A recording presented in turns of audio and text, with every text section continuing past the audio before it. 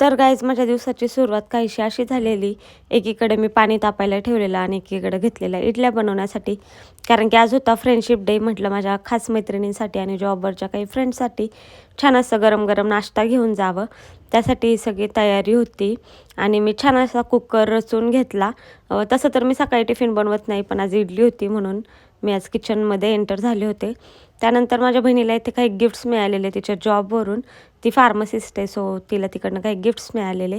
Crockery set, चहा बनवण्याचा जार, त्याच्यानंतर डब्यांचा सेट आणि मिल्टनच्या वॉटर बॉटल.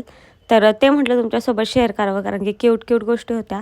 जॉबवर जाताना एक चहाचा फिक्स स्टॉप असतो, तो स्टॉप घेतल्यानंतर जॉबवर गेले.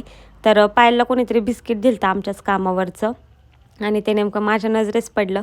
आणि आमच्या जॉबवरती असा रूल आहे की जी ज्याची गोष्ट आहे खाण्याची ती त्याला कधीच मिळत नाही, बाकीचेच ते खाऊन घेतात. आणि छान असा बिस्किट होता. फ्रेंडशिप डे म्हणून आमच्या एका कामातल्या छोट्या मुलाने तिला दिलं होतं गिफ्ट म्हणून, आणि मी ते चोरलं आणि तो बिस्किट मी खाण्यासाठी घेतलं. आणि ते मिळवण्यासाठीची तळमळ बघू शकता इथे. इथे वैतागली होती पायल, पूर्ण स्टोअरभर माझ्या मागे पळत होती, पण मी काय तिला बिस्किट दिलं नाही. सगळ्यांना वाटलं पण तिला मी दिलं नाही. नंतर ना आम्ही जॉब केलं, काम केलं, नंतर ना घरी जाण्यासाठी निघालो.